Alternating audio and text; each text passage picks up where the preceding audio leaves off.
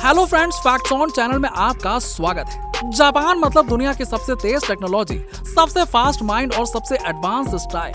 अब अगर आपसे कोई कहे कि ऐसा एक कैफे है जहां आप चाय, कॉफी या फिर वाइन से नहा सकते हैं और अगर आप सिंगल हैं तो आपके लिए गर्लफ्रेंड का इंतजाम भी हो सकता है। चलिए जानते हैं ऐसे अजब गजब बिजनेस आइडिया के बारे में जो आपको सिर्फ और सिर्फ जापान में देखने को मिलेंगे। अब आप खुद ही सोचो कि आप एक बहुत ही महंगे कैफे में जाएं, लेकिन शर्त यह है कि आपको बिल्लियों के साथ कॉफी पीनी पड़ेगी। सुनने में काफी अजीब लग रहा होगा, है ना? लेकिन इस पूरे कैफे को कैट लवर के हिसाब से डिजाइन किया गया है। इसके इंटीरियर से लेकर वुड तक सब कुछ एकदम लाविश है।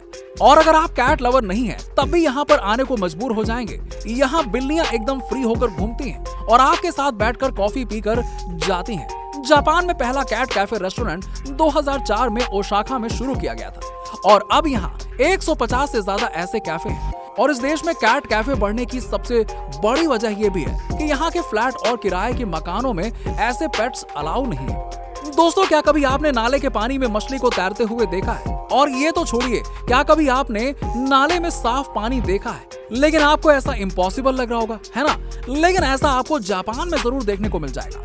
जापान के क्यूशु आइलैंड में बसे सीमाबारा शहर की नालियां इतनी ज्यादा साफ हैं कि इसमें आपको रंगीन मछलियां तैरती हुई नजर आएंगी। और ऐसा सिर्फ एक या दो जगह नहीं होता है, बल्कि यहाँ की हर एक नाली इतनी ज्यादा साफ है कि इसमें हजारों मछलियां तैरती हुई आपको नजर आ जाएंगी। लेकिन क्या आप जानते हैं कि यहाँ के लोगों ने इन मछलियों को नालियों में डाला है? दरअसल 1792 में जब जापान में भूकंप आया तो यहाँ लाखों लोगों की जान चली गई, लेकिन यहाँ की नालियों से ताजे पानी का बहाव लगातार बहता रहा। और क्या आप जानते हैं कि मछलियों को जिंदा रखने के लिए साफ पानी की जरूरत होती है और इन मछलियों को इस नाली में साफ पानी मिल जाता है। इसलिए सीमाबारा की नालियां दुनिया की सबसे साफ नालियां कही जाती हैं। अब दोस्तों, अगर मैं वाटरमेलन का नाम लूं तो आपके दिमाग में एक गोल शेप का आकार का फल आ जाएगा, लेकिन जापान में आपको स्क्वायर वाटरमेलन भी देखने को मिल जाएंगे। अब ये देश है ही ऐसा कि यहाँ हर दिन नए एक्सपेरिमेंट किए जाते हैं। एक जमाना हुआ करता था जब यहाँ के इलेक्ट्रॉनिक गुड्स पूरी दुनिया के मार्केट में फैल चुके थे और इन्हें बेस्ट माना जाता था, लेकिन अब ये देश अपने चौकोर तरबूज की वजह से जाना जाने लगा है।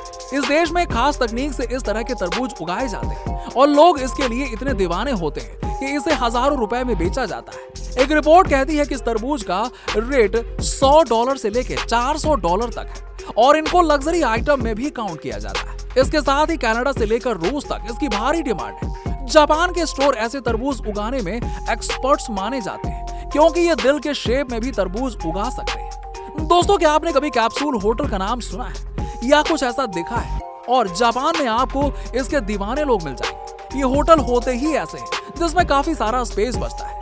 जैसे कि इसके नाम से ही आपको समझ में आ गया होगा कि ये कैप्सूल की तरह बहुत ही छोटे होते हैं और इसके अंदर काफी सारी फैसिलिटी होती है। अगर आपका वजन थोड़ा कम है तो आप इस होटल में रुक सकते हैं। वैसे भी आज के ज्यादातर टूरिस्ट ऐसे ही होटल में रहना पसंद करते हैं और ऐसा इसलिए क्योंकि दूसरे देशों में ऐसे होटल देखने को नहीं मिलते हैं, जिससे लोग स्पेशली आकर यहाँ पे इसमें ही रुकते हैं। और इस रूम में गद्दा तकिया के साथ ही साथ स्टोरेज भी मिलता है, जिससे आप अपनी लग्जरी के सामान रख सकते हैं उसमें।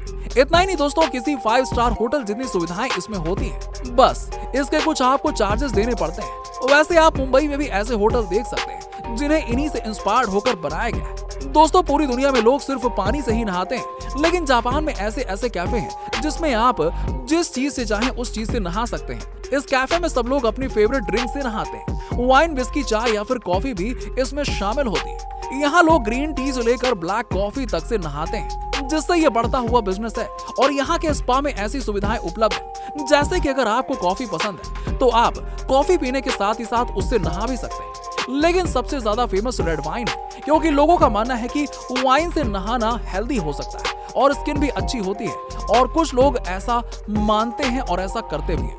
वैसे वाइन से नहाने से हमेशा जवान बने रह सकते हैं, ऐसा लोगों का मानना है। ऐसे में अगर आप कभी जापान का टिकट लग जाए तो आप भी इस स्पा को जरूर ट्राई कीजिएगा, क्योंकि लाइफ टाइम अचीवमेंट है। आपको जापान की इनमें से कौन सी सबसे ज्यादा अच्छी चीज लगी? नीचे कमेंट सेक्शन में कमेंट करके बताइए। मिलते हैं आपसे अगले वीडियो। Bye bye.